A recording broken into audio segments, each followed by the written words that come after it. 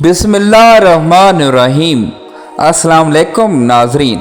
रसूल अल्लाह सल्लल्लाहु अलैहि वसल्लम 28 सफ़र 14 नबूवत मुताबिक 12 सितंबर 622 हिजरी की दरमियानी रात अपने मकान से निकलकर जान और माल के सिलसिले में अपने सबसे काबिल एतमाद साथी हज़रत अबू बकर रज़ियल्लाह ताला अन्हो के घर तशरीफ़ लाए और उनके हमरा मक्का से निकले और निकलते हुए हुज़दरा के मकाम पर काबतुल्लाह की तरफ मुँह किया और बड़े दुख से फरमाया, ऐ मक्का, अल्लाह की कसम, तू मुझे रोए ज़मीन पर सबसे ज़्यादा महबूब है और खुदा को भी अपनी ज़मीन में तू ही सबसे बढ़कर महबूब है।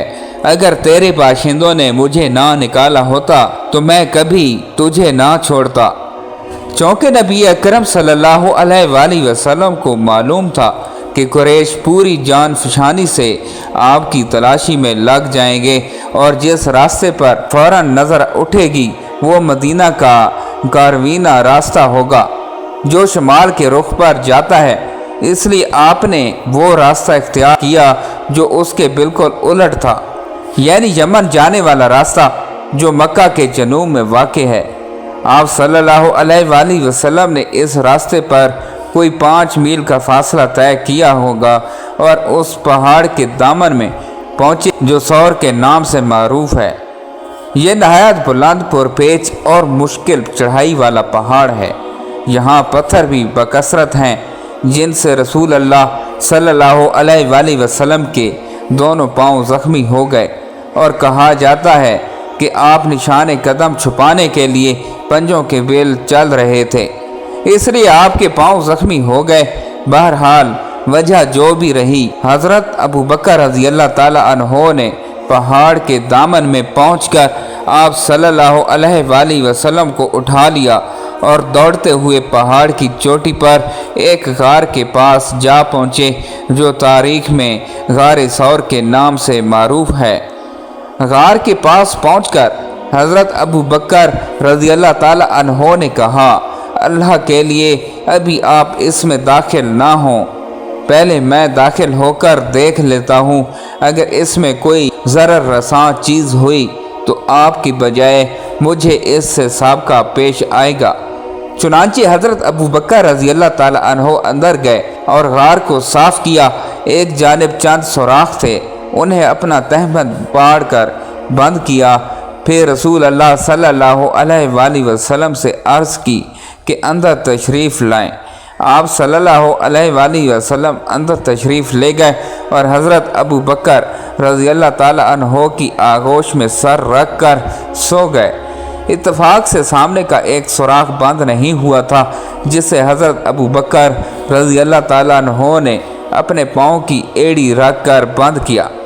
इस सुराख में एक सांप या कोई जहरीला कीड़ा रहता था जिसने आप रज़ियल्लाह ताला अन्हो को डस लिया, मगर उस डर से हिले भी नहीं कि रसूल अल्लाह सल्लल्लाहु अलैहि वसल्लम जाग ना जाएं। लेकिन दर्द व तकलीफ़ की शिद्दत से उनके आंसू रसूल अल्लाह सल्लल्लाहु अलैहि वसल्लम के चेहरे पर टिपक गए और आपकी आँख खुल गई।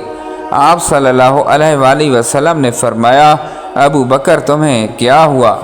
अर्ज़ की, मेरे माँ बाप आप पर कुर्बान, मुझे किसी चीज़ ने डस लिया है। रसूल अल्लाह सल्लल्लाहु अलैहि वसल्लम ने उस पर लुआब दहन लगा दिया और तकलीफ़ जाती रही। रसूल अल्लाह हिजरत की घर से मदीना रवाना हुए तो कुफार मक्का को आप सल्लल्लाहु अलैहि वसल्लम के ज़िंदा निकल जाने पर बहुत अफसोस हुआ। उन्होंने ऐलान कर दिया, जो कोई मोहम्मद बिन अब्दुल्ला को गिरफ्तार करके उनके पास लाएगा उसे 100 ऊँट इनाम में दिए जाएंगे। सुराका बिन मालिक बयान करते हैं कि मैं उस वक्त अपनी कौम के दरमियान चौपाल में बैठा था और इनाम के 100 ऊँटों का मौजू ज़ेर बहस था कि ऐन उस वक्त एक शख्स आया और कहा, बाखुदा मैंने अभी 3 आदमियों का एक काफ़िला देखा है, ये लोग अभी मेरे पास से गुज़रे थे। मुझे यकीन है कि वो मोहम्मद और उनके साथी थे। ये सुनकर मैंने उस शख्स को आंख का इशारा किया कि वो खामोश रहे। پھر میں نے لوگوں کو ٹالنے کی خاطر بتایا کہ اس شخص کا خیال درست نہیں، وہ تو فلاں قبیلے کے لوگ تھے اور اپنا گم شدہ اونٹ تلاش کر رہے تھے، لیکن دل میں مجھے یقین تھا وہ محمد صلی اللہ علیہ وآلہ وسلم اور ان کے ساتھی ہی تھے۔ میں تھوڑی دیر مجلس میں بیٹھ رہا، لیکن 100 اونٹوں کے انعام کے لالچ میں وہاں سے اٹھا اور سیدھا اپنے گھر پہنچا۔ اس کے بعد میں تیار ہو کر گھر کے پچھلے دروازے سے نکلا۔ میں اس اسلحہ سے لیس تھا اور ضروری زاد راہ میرے ساتھ تھا۔ جلد ہی میں وہاں پہنچ گیا جہاں وادی میں میرا گھوڑا تیار کھڑا تھا۔ میں گھوڑے پر بیٹھا تو وہ ہوا سے باتیں کرنے لگا۔ کافی سفر طے کرنے کے بعد اس مقام پر پہنچا جہاں محمد صلی اللہ علیہ وآلہ وسلم اور ان کے 2 ساتھی مجھے نظر آئے، لیکن فوراً ہی یہ حادثہ پیش آیا کہ میرے گھوڑے نے ٹھوکر کھائی اور میں نیچے زمین پر گر گیا۔ میں نے اسے بدشگونی پر محمول کیا۔ گھوڑے پر سوار جب میں محمد صلی اللہ علیہ وآلہ وسلم کے اس قدر قریب پہنچ گیا تو ان کی تلاوت کی آواز سنائی دینے لگی۔ اتنے میں گھوڑے نے ایک اور ٹھوکر کھائی اور میں دوبارہ گھوڑے سے زمین پر آ گرا۔ اب مجھے اپنی ناکامی کا یقین ہو گیا، لیکن انعام کی لالچ میں پھر گھوڑے پر سوار ہو گیا۔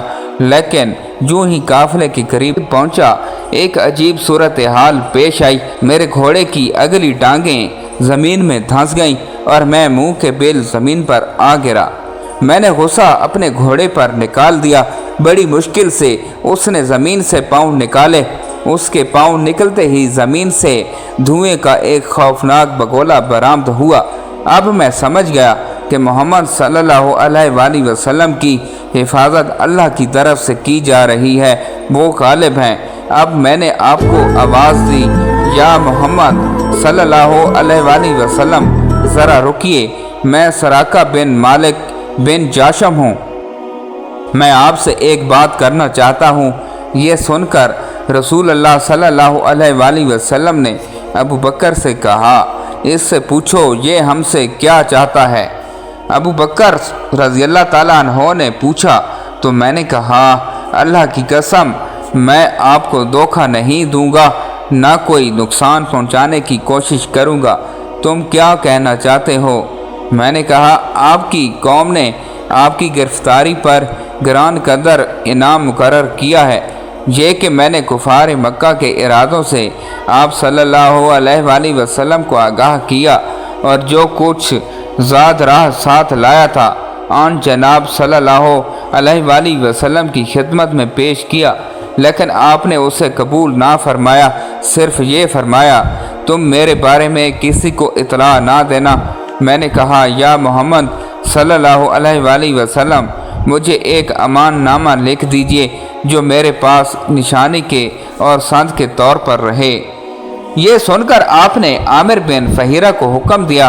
انہوں نے چمڑے کے ایک ٹکڑے پر امان نامہ لکھ کر مجھے دے دیا، جو میں نے اپنی ترکش میں رکھ لیا۔ پھر محمد صلی اللہ علیہ وآلہ وسلم نے فرمایا، سراقہ، اس وقت تیرا کیا مقام ہوگا جب کسرا کے سونے کے کنگن تیرے ہاتھوں میں پہنائے جائیں گے۔ آپ صلی اللہ علیہ وآلہ وسلم کی یہ بات سن کر مجھے بڑا تعجب ہوا کہ کہاں ایران کے شہنشاہ کسرا کے کنگن اور کہاں میں۔ پھر میں لوٹا اور اس واقعہ کے کسی سے ذکر نہ کیا، یہاں تک کہ 8 سال بعد آپ صلی اللہ علیہ وآلہ وسلم نے فتح مکہ کے بعد حنین اور طائف کے مارکے بھی سر کر لیے۔ آپ صلی اللہ علیہ وآلہ وسلم ان مارکوں سے واپس آ رہے تھے کہ میں آپ کا امان نامہ لے کر آپ کی خدمت میں حاضر ہوا۔ انصار کا ایک گھڑ سوار دستہ مجھے رسول اللہ صلی اللہ علیہ وآلہ وسلم کے پاس لایا۔ اس وقت آپ صلی اللہ علیہ وآلہ وسلم اپنی اونٹنی پر سوار تھے۔ میں نے آپ صلی اللہ علیہ وآلہ وسلم کی پنڈلی دیکھی، خدا کی قسم وہ ایسی سرخ و سفید تھی گویا نور کا ٹکڑا ہو۔ میں نے امان نامہ ہاتھ میں لے کر اوپر اٹھایا اور کہا، یا رسول اللہ صلی اللہ علیہ وآلہ وسلم، آپ کا امان نامہ ہے، میں سراقہ بن مالک بن جاشم ہوں، آپ صلی اللہ علیہ وآلہ وسلم نے مسکرا کر فرمایا، ہاں آج نیکی اور وفا کا دن ہے۔ پھر اپنے اصحاب سے فرمایا، اسے میرے قریب آنے دو۔ میں اور قریب ہوا اور کلمہ شہادت پڑھ کر مشرف با اسلام ہوا۔ اس کے بعد میں اپنی قوم میں واپس آ گیا اور باقاعدہ آن حضور صلی اللہ علیہ وآلہ وسلم کی خدمت اقدس میں حاضر ہوتا رہا۔ کسریٰ کے سونے کے کنگن پہننے کی پیش گوئی عہد فاروقی میں یوں پوری ہوئی کہ جب مدائن فتح ہوا اور کسریٰ کا خزانہ مسلمانوں کی قبضہ میں آیا اور کسریٰ کے ملبوسات حضرت عمر رضی اللہ تعالیٰ عنہ کے سامنے پیش ہوئے تو امیر المومنین نے سراقہ کو بلایا۔ وہ آئے تو کسریٰ کا تاج ان کے سر پر رکھا، پھر اس کے سونے کے کنگن انہیں پہنائے، اس کا زرعی پٹکا ان کی کمر میں باندھا۔ اس تقریب سعید میں کئی صحابہ موجود تھے جو حضور صلی اللہ علیہ وآلہ وسلم کی پیش گوئی سے واقف تھے۔ آج یہ دیکھ کر خوشی سے ان کی آنکھیں بھیگ گئی تھیں۔ محترم ناظرین، امید کرتا ہوں کہ آپ کو ہماری آج کی نئی ویڈیو اچھی لگی ہوگی۔ اگر آپ کو ہماری آج کی نئی ویڈیو اچھی لگی ہے تو ہمارے چینل اسلامک نالج 1122 کو سبسکرائب کریں اور ساتھ ہی لگے بیل آئکن کے بٹن کو بھی پریس کر دیں تاکہ ہماری ہر نئی آنے والی ویڈیو آپ تک بر وقت پہنچتی رہے۔ اللہ پاک آپ کا حامی و ناصر ہو۔ اپنا خیال رکھیے گا۔ اللہ حافظ۔